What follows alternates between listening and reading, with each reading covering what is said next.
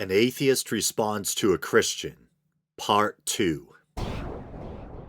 Previously on The Week in Doubt. Just kidding. Always wanted to say that. Uh, anyway, last week in Part 1, I tackled the first two questions on our Christian friends list. Why can't we create a rainbow indoors, and why were there lunar eclipses last year on Jewish holidays or festivals? I'm paraphrasing, but that was the gist. Granted, from the point of view of a skeptic who fully embraces modern science, these questions were relative softballs, but nevertheless, they were still fun to research and discuss. And just to catch you up in case you missed the first installment, a Christian reached out to me on YouTube, and included in their comment was a long list of questions which I assume were meant to challenge what I referred to as the atheistic worldview. So I decided I would address their questions in a multi-part series entitled An Atheist Responds to a Christian. Two quick corrections before we begin this week's episode. Last week I was discussing the Jewish calendar, and through the not so magical process of editing, I accidentally edited out the Rosh and Rosh Chodesh, meaning in Hebrew, the head of the month, similar to how Rosh Hashanah means the head of the new year. And in the final product, it just came out as Chodesh, so perhaps a bit confusing or misleading. Secondly, I lightheartedly referenced the name of the site I was reading from and referred to it as JewFact.com. It's technically JewFact.org. My mistake. And as I mentioned, it's actually a pro-Jewish site, for lack of a better term, with lots of helpful information on Judaism. But I was struck by the name at first.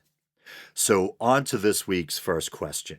Why are children indoctrinated with the theory of evolution and the heliocentric theory before they learn math? So you can tell by the way the question is couched that the person doesn't seem to approve of the concept of evolution or the heliocentric model. Heliocentrism, as you probably already know, is simply the idea, or dare I say the fact, that the Earth revolves around the sun, not vice versa. So the use of the word quote unquote indoctrinate seems to imply that evolution and heliocentrism aren't based in fact, and that they're spurious notions that children must be conditioned to accept at an early age before their critical thinking skills start to fully flower. Which is somewhat ironic, since that's how we non-believers tend to view religion, as these bundles of false information and superstitious faith claims that need to be ingrained at an early age in order to really take hold. But I guess first we have to establish whether or not what this person is saying is true. I'm not saying that they're lying. They actually seem like a fairly trustworthy and honest person. We just need to figure out if what they're saying is accurate. Are children being taught heliocentrism and evolution prior to being taught mathematics? As someone who fully embraces or accepts these ideas, it wouldn't bother me one iota if this were in fact the case. But is it the case? Now, before I stop to research the topic, I'm going to guess that the age at which children are introduced to these concepts academically probably varies from place to place. So I'm back through the magic of editing. I scoured the web using queries like, at what age is evolution taught to children, evolution taught in elementary school, and evolution taught before math. And I really didn't find anything to support the person's claim that children are being taught evolution and heliocentrism before math. I'm not saying that there's not articles to the contrary out there. I just personally had trouble finding them. And once again, even if this were the case, it wouldn't bother me, quite the opposite. But anyway, I did find a plethora of articles discussing mathematics being taught at a very early age. A good deal of the search results actually had to do with the turbulent history of trying to teach evolution in the classroom in the States. There's been an ongoing clash in this country between religion and science and what should or shouldn't be taught in the classroom. That goes at least as far back as the famous Scopes monkey trial. And it's not just the States. I asked my friend across the pond, Russ Ray, at what age do children in the UK first learn about evolution? He told me that for his kids, it might have been around age 10 or 11, maybe. And for himself, he couldn't even really recall being taught anything about evolution in school. And here's a bit of what Russ had to say. I know it should now be 10 or 11 from what I've just read, but I'm pretty sure there was mention earlier. It could all change soon if this damned government gets its way and has all schools become academies. That means they choose their own curriculum, etc., and lots of them are funded by particularly religious people. And Russ provided me with a couple of links. One is on Sir Peter Vardy, it looks like. I seem to have a knack for mispronouncing all things British, so I don't know if I'm butchering this guy's name or not. But he's a businessman and philanthropist, and it talks about how he's funded the building of a college and 3 academies. It says these 4 schools form the Emmanuel Schools Foundation, a coalition of schools with a Christian ethos based in the north of England. And then to back up his point about all UK schools possibly becoming academies, he provided me with another link. This one's from the BBC. Every school to become an academy, ministers to announce. And this is from recently. This is from March 15th, 2016. Plans to and I don't know if this is all the UK, but it seems it's referring to England specifically here. Plans to force all schools in England to become academies are to be outlined in the budget on Wednesday.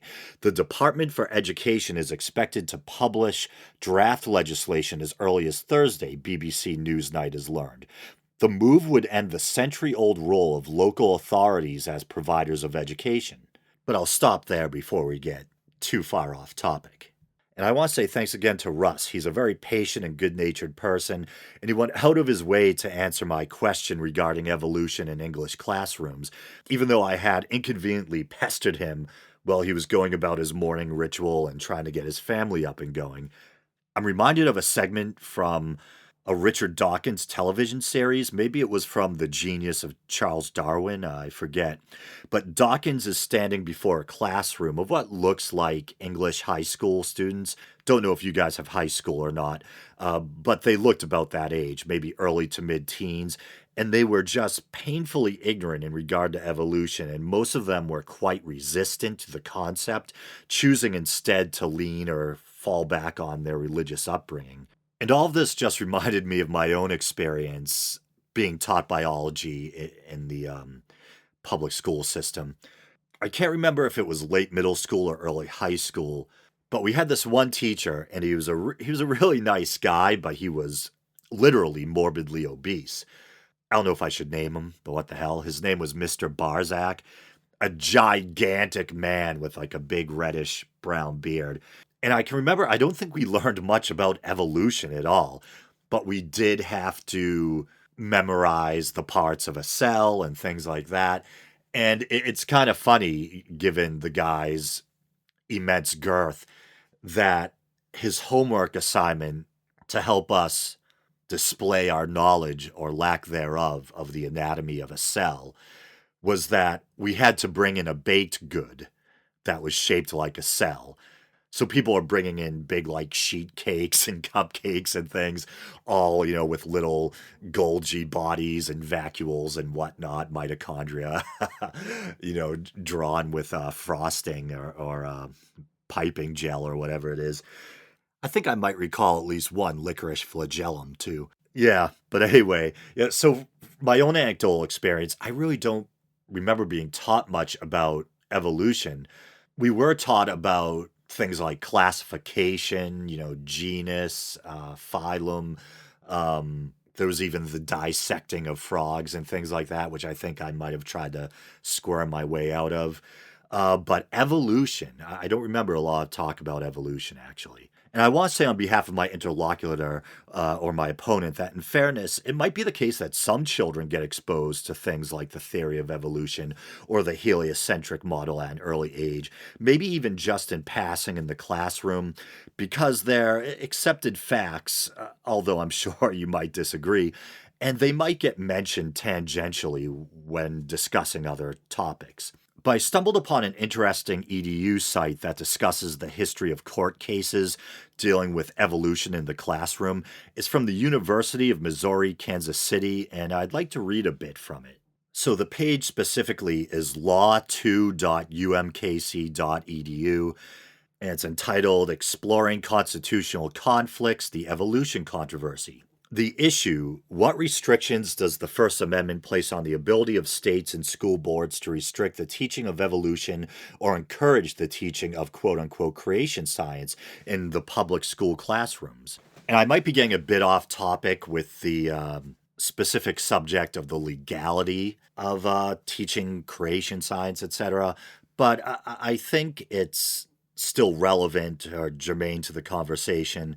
And I just find it personally interesting and edifying. So here we go. Conflict between science and religion began well before Charles Darwin published Origin of the Species. Unless I'm missing something, should that be On the Origin of Species or Origin of Species?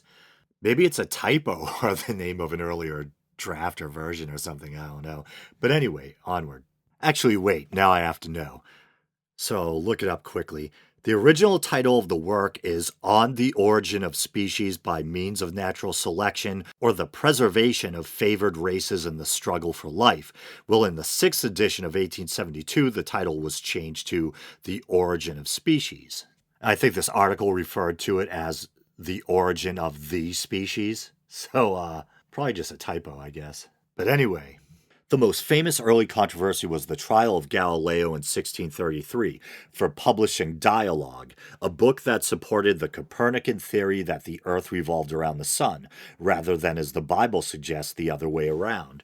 The so-called Scopes monkey trial of 1925 concerning enforcement of a Tennessee statute that prohibited teaching the theory of evolution in public school classrooms was a fascinating courtroom drama featuring Clarence Darrow dueling with three-time presidential candidate William Jennings Bryan. However entertaining the trial in Dayton, Tennessee was, it did not resolve the question of whether the First Amendment permitted states to ban teaching of a theory that contradicted religious beliefs. And I want to say that I went out of my way last week to make part one as short and concise as possible because I'm being told more and more by people on YouTube that they prefer kind of shorter, bite-sized content. But I can already tell part two is going to be a long one, so sit back and relax. But anyway, I'll continue.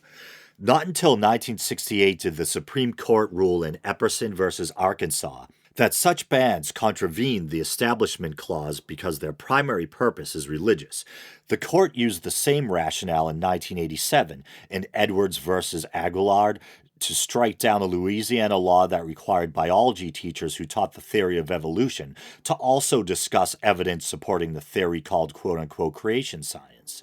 The controversy continues in new forms today. In 1999, for example, the Kansas Board of Education voted to remove evolution from the list of subjects tested on state standardized tests, in effect encouraging local school boards to consider dropping or de-emphasizing evolution. In 2000, Kansas voters responded to the proposed change by throwing out enough anti-evolution board members to restore the old science standards.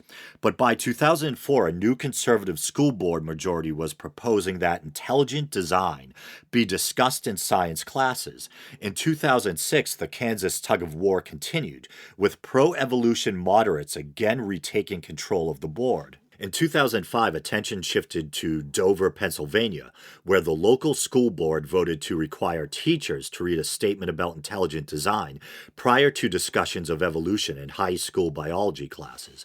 So I know 2005 is a little over a decade ago, but in the grand scheme of things, not all that long ago. And right here, I mean, we're not talking about indoctrinating kids into believing in evolution, before learning mathematics. We're talking about high school here. And even trying to teach children evolution in high school is controversial. Still is for many, I reckon. 11 parents of Dover students challenged the school board decision, arguing that it violated the Establishment Clause.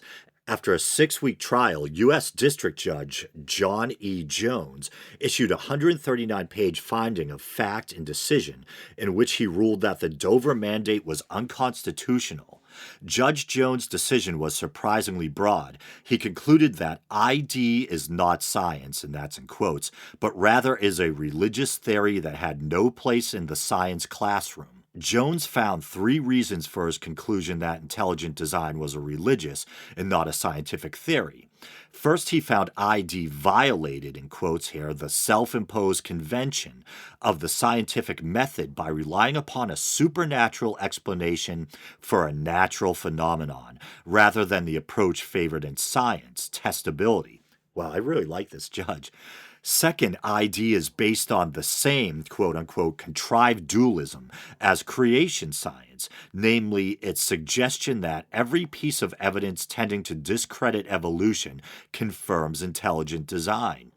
Jones found ID's, in quotes once again, irreducible complexity argument to be a quote unquote negative argument against evolution, not proof of design.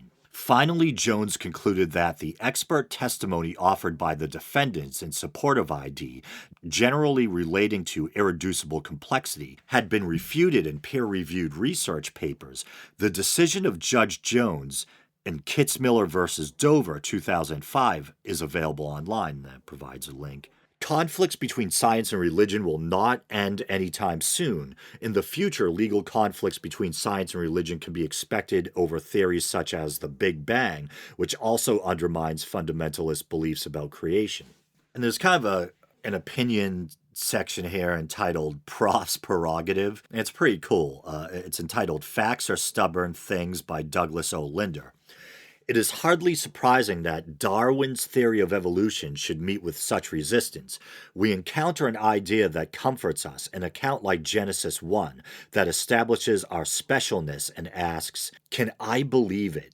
We consider a thing that troubles us, a process like evolution that seems chance-driven and dethrones us from our special place in the universe, and ask instead, must I believe it? Evolution suggests that our species, if not quite an accident, is an extreme improbability, and most likely one whose time is limited on life's continuing and circuitous journey to an undetermined destination.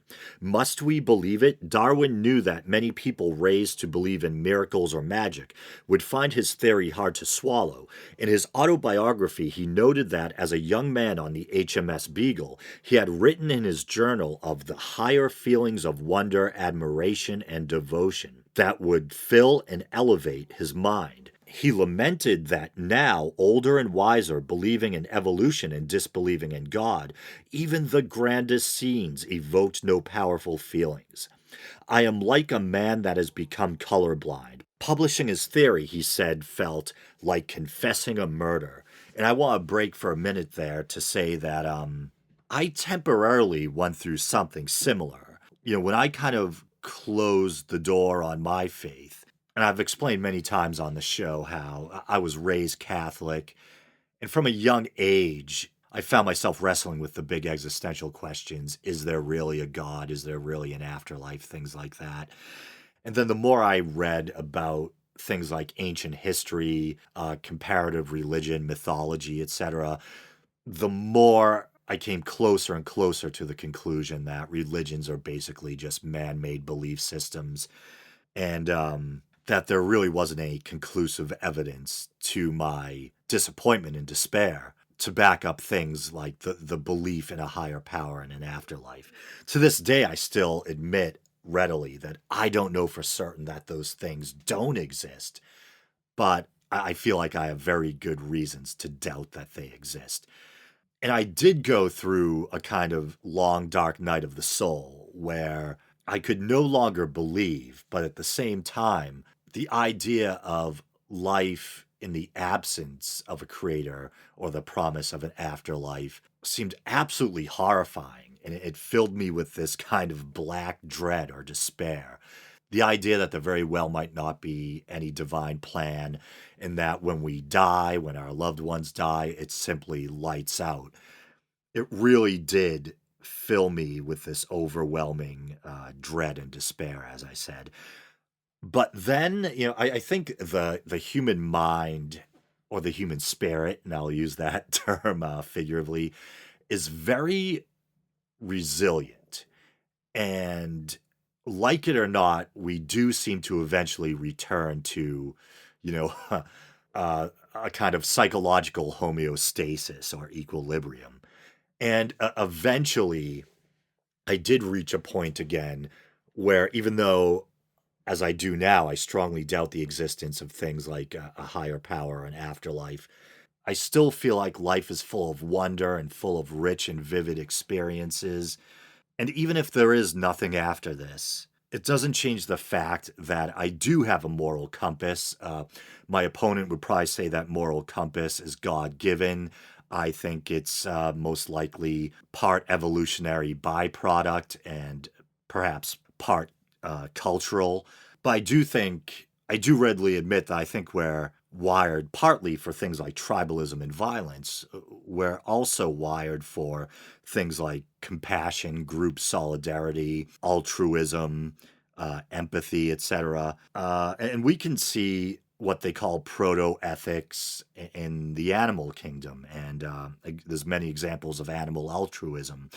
And there's also, to be fair and balanced, a lot of examples of nightmarish cruelty and indifference in the natural world as well.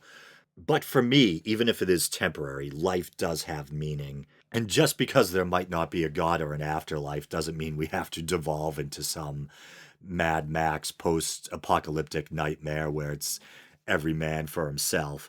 And we go about marauding, raping, and killing or whatever. No, we're still creatures with a moral compass, creatures who, like I said, not to be redundant, do seem at least partly wired for things like empathy and altruism. And I think one of the greatest and most rewarding pleasures of life is connecting with other people and sharing a sense of solidarity.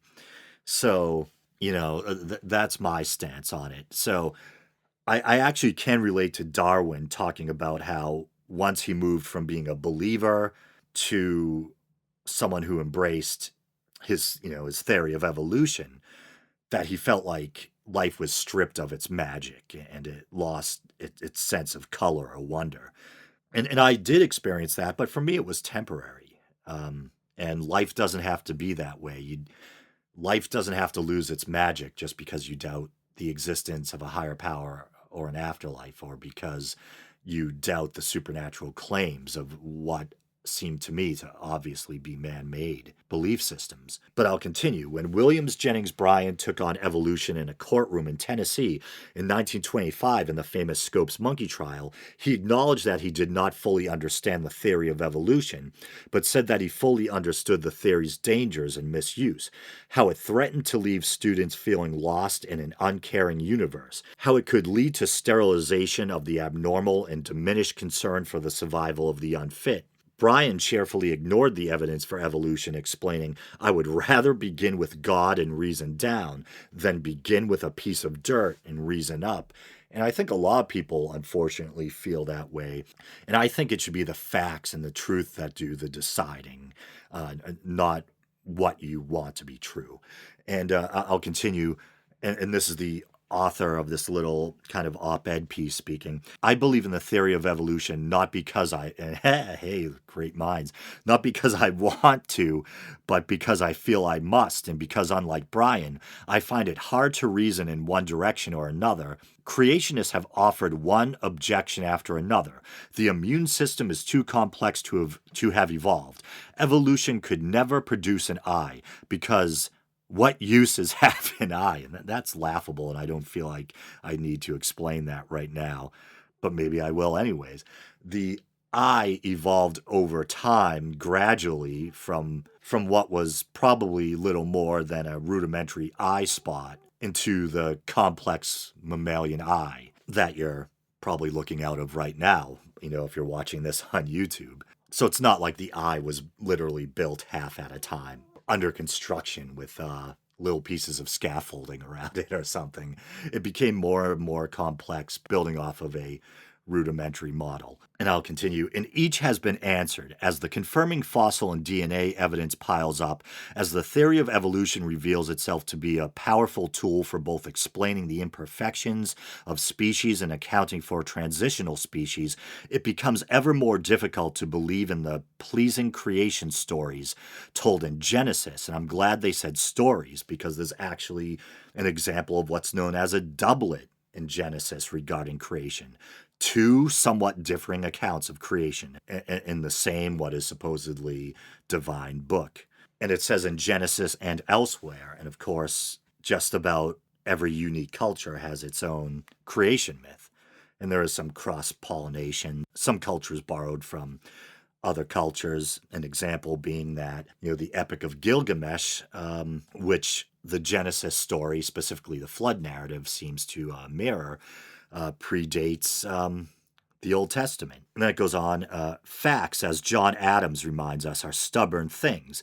Whether 20 years or 200 years from now, the accumulating evidence will become so overwhelming that evolution will be as accepted as the sun-centered solar system is today. Heliocentrism.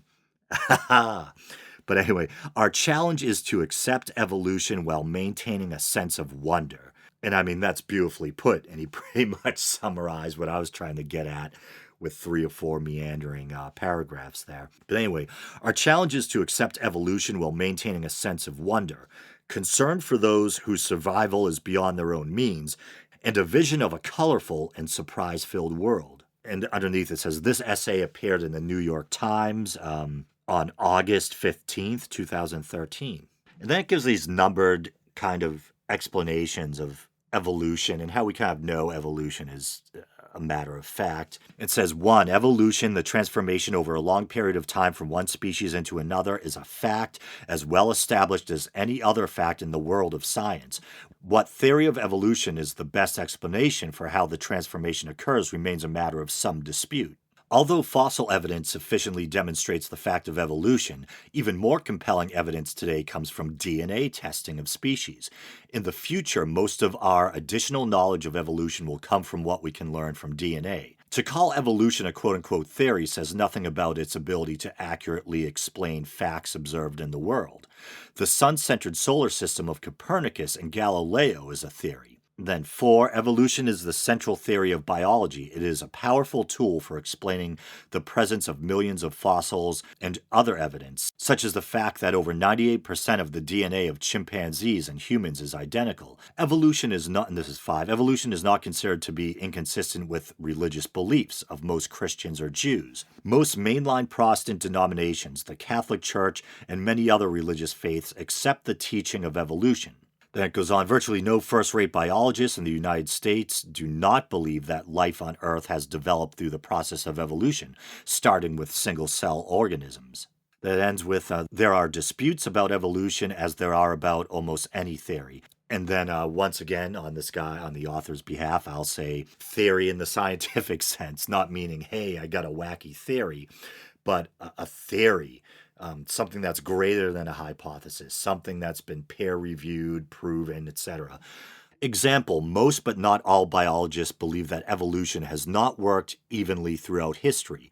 They believe that there have been periods of rapid evolutionary change, followed by long periods of relatively little evolutionary change. And if you guys aren't asleep yet, there was actually another article I found that I thought was relevant to the discussion. And it's from Newsweek. And my opponent, and I hate to call him that because we seem to have a very nice rapport, but for lack of, a nicer term, he obviously looks disfavorably on the idea of teaching young children evolution. But this article is entitled Why Evolution Should Be Taught to Younger Kids, and it's by Mary Carmichael, and it dates back to 2009, and as I said, it's from Newsweek. Charles Darwin was famously reluctant to publish On the Origin of Species, which he did 150 years ago this week. And this article is dated specifically November 22nd, 2009. Fearing it would degrade people's religious convictions, he stalled on the manuscript for 2 decades. But he didn't shield his own children from the science he thought would harm adults. Instead, he enlisted them in his experiments. When they were babies, he scrutinized their faces like an anthropologist for his book, The Expression of the Emotions in Man and Animals. Later, he assigned them to sprinkle bumblebees with flour and chase after the bugs. For a study of cross pollination, harnessing the children's curiosity as a means of teaching them about nature while also discovering some things about it himself. What Darwin knew about kids should be obvious to anyone who has one. They made good amateur scientists. At age 3, 4, 5, 6, all they ask is, "What's that and where did it come from?" says Colin Purrington, an evolutionary biologist at Swarthmore College and a father of two. So why, like Darwin the theorist, holding back his book, and unlike Darwin the dad letting his kids loose in the lab that is the world, are so many parents and teachers loath to give kids straight scientific answers about natural selection? What's that? It's a bird. And where did it come from? The correct and interesting answer is from a dinosaur that was well adapted to changing conditions millions of years ago. But in a lot of schools, kids are just as likely to hear from the sky. I think a lot of people believe that if we can get evolution taught well in high school, we should just be happy with that, because teaching it in middle school will bring angry parents out of the woodwork, says Purrington. As for elementary school, that's a line almost no one wants to cross. Even parents and teachers who have no religious objection to evolution often balk at sharing the concept with young kids. Some of them say it's too complex to explain to kids who are still learning the basics. I think there's a perception by teachers that evolution is horribly hard to teach, says Purrington. There's a fear that if they don't have an advanced degree in biology, they'll get something wrong. And yet, all science is complicated. Untangling the thicket for children is what teachers are supposed to do.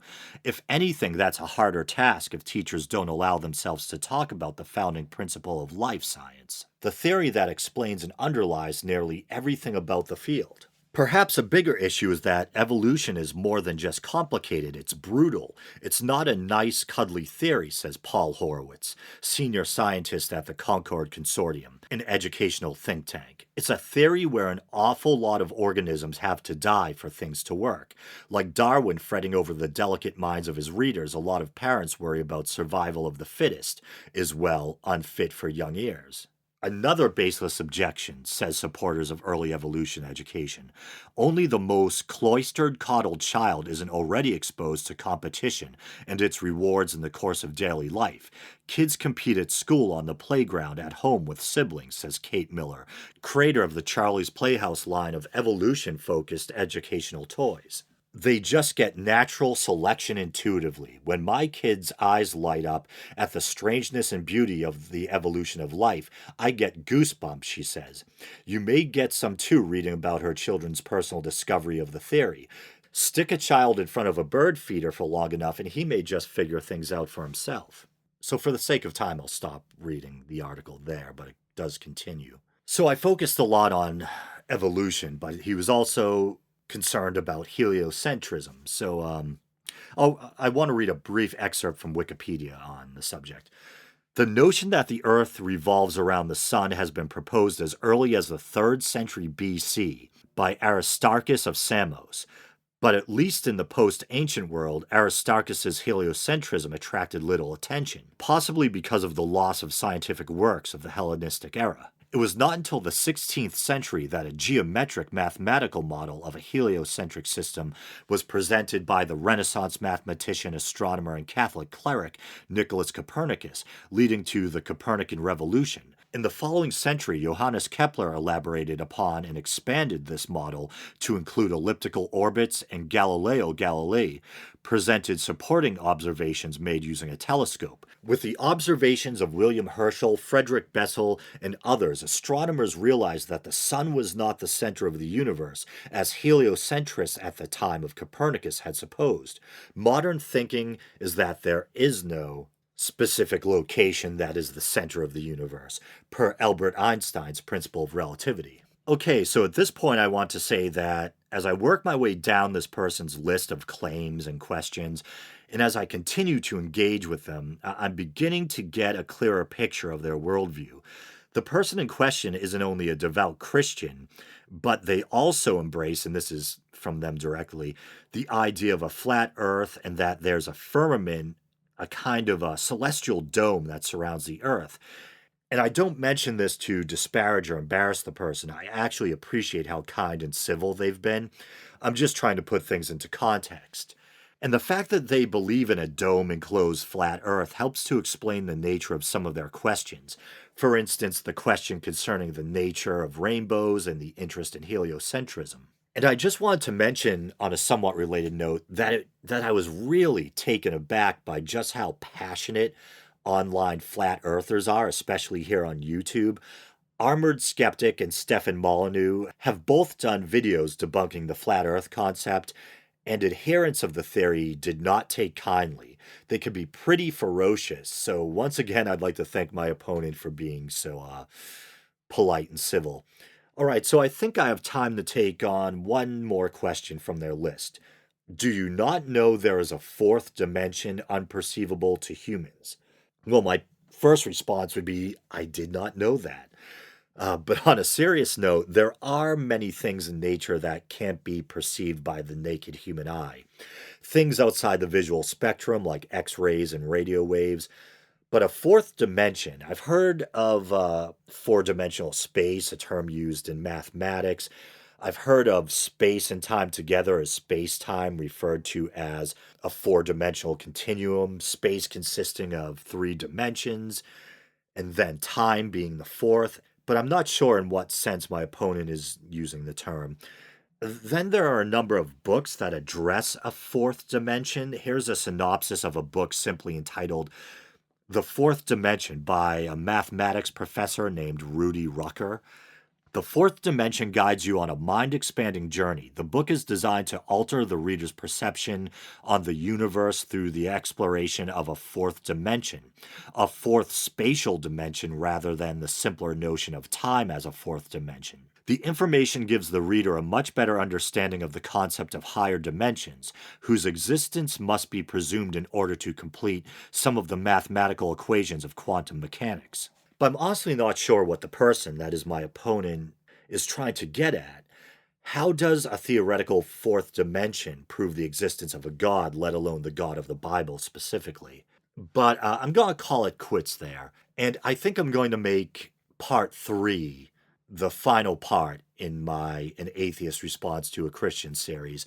And I might try to do an atheist attempts to beat the clock type of thing, where I try to just, as quickly as I can, run through the rest of the list. Okay, but thanks for listening, guys. And once again, this has been An Atheist Response to a Christian, Part 2.